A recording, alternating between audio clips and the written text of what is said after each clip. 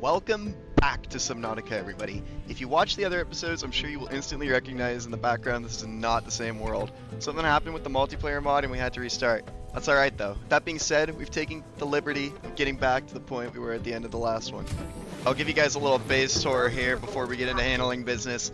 I've added some nice interior chairs and a scanner room here as well, because I was curious on what it did. Didn't end up being very useful as I removed it later in the video without it being used once. But here's Coulson.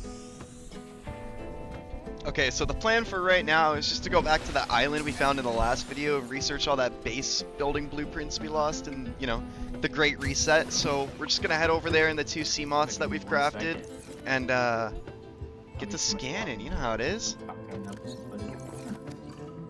Yeah, I got some water. The other, like, I don't know how to explain it. Like, this is a lot closer than any other biome. Like the good biomes. Alright, for reasons above me, my microphone did not get picked up inside of this recording, so I'll just go ahead with a little voiceover on what happened. We started looting by having me scale this mountain. Coulson scaled the other one. The plan was to meet in the valley where the third structure was on the island, but to nobody's surprise, Coulson took his sweet-ass time getting up the mountain, so I had to scan all these parts by myself.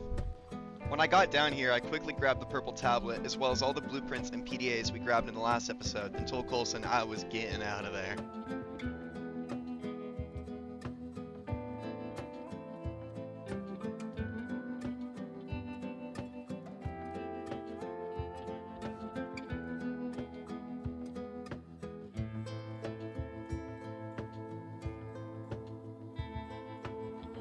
I went to quickly grab water and came back with the full base flooded and started recording.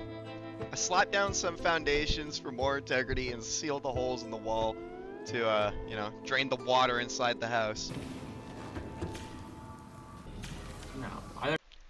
With that being taken care of, we decided it was time we get our hands on some lithium and diamonds.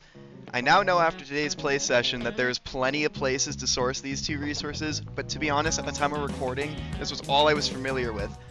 So, you know, that's kind of where we're going.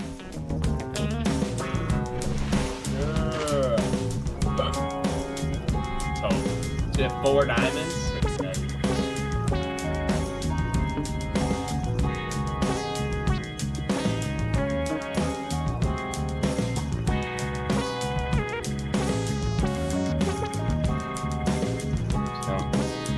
We're going to the left?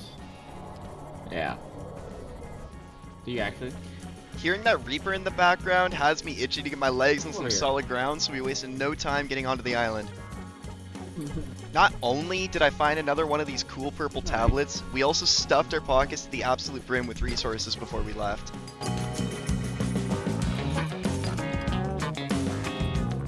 Let me get my solution as I can. What do I have on there? 4.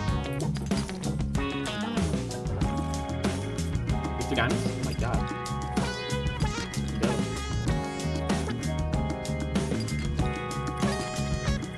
If I can get out of here, I'm kind of scared that I'm not drowning. Yeah. I'm very deep underwater. Yeah, like, I'm not that deep. It's very low. I really like this. Load up for Everything was going absolutely fine until my dumbass decided to go for a world record high dive attempt, which landed me with 2 broken legs and a sad swim back.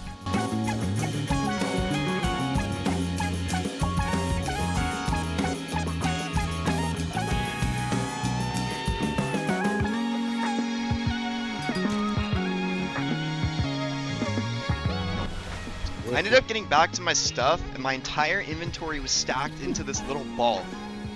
This is probably the most satisfying thing I have ever seen in this game. I mean, come on, check this out! 4 diamonds. Very nice.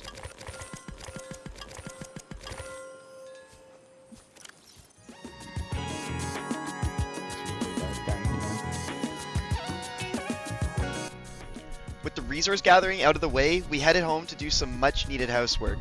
Housework included things such as more resource gathering, crafting, gathering resources again, crafting again, learning some more, and conquering any challenges the house could throw at me. Hull integrity restored.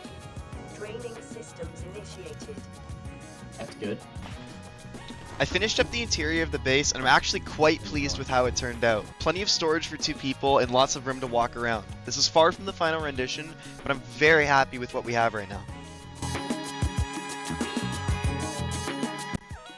Some expansions were underway as we now had 2 sea moss that needed some fresh air, so I constructed another one of those moon pools.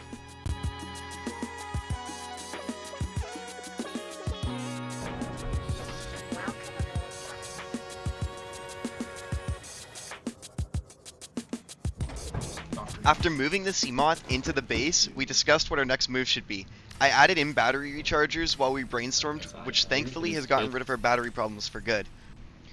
We prepared ourselves the best we could by grabbing laser cutters, food, water, and medkits, then set our sights on the Aurora. Huh.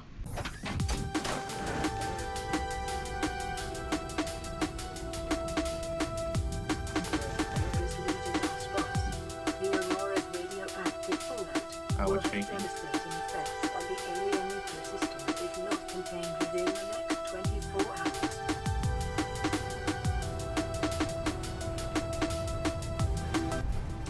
With more active boots on the ground than the Canadian forces, we started our assault on the mothership. Neither of us really had any idea what we were looking for, we just kinda knew we had to be here. Oh god. We tried to make this jump for a while, only to decide it's an unintentional part of the game and turn around, only to realize this was a dead end. So, we put our brains in overdrive to try and figure out a way past. I managed to figure out if you Evel Knievel this bitch, you can just sneak by the barrier, so both of us just did that. We ended up stumbling across this broken door, and thank God I brought my repair tool, because we would have honestly had to go all the way back if I didn't, because I don't think there was another way around. The room behind it had a really cool item that allows our sea moths to obtain a deeper crush depth. Honestly, a major find. We followed the signs labeled Prawn Bay and ran into another busted door. We repaired it and entered the room, only to be met with the exact item we had been talking about all day, the prawn suit. We scanned all the fragments and continued our way through the ship. You can. Okay, where you can. I stumbled across a room labeled Cabin 1. I checked my PDA and believe it or not, it's the one code in there. I wish my microphone picked up the excitement. I entered the room and grabbed everything I could inside, devouring my rations to make space for the trinkets. I checked my PDA to see if we could find the codes to the captain's room, but no luck. We decide to head back. Making sure nothing is left unchecked, we cross our I's and dot our T's in search of anything with the captain's code on it. Unfortunately, I come up dry and start to believe it's time to head home. Just as I'm about to leave, Coulson reminds me of a room we have not explored.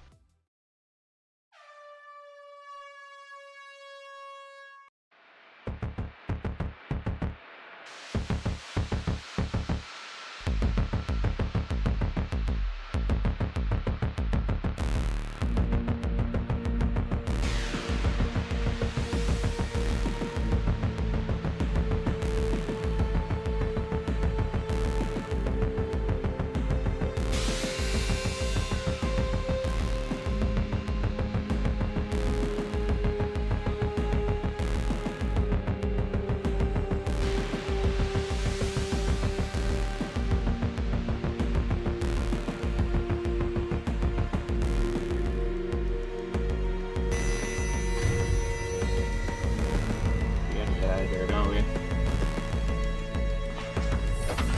Let's get out of here. Arriving back home, we both decided it would be best we get some rest after all that, bringing today's Subnautica journey to an end. This is my first time editing a video like this, and it kinda took me a long ass time. I just wanted to say thank you for watching if you made it to the end.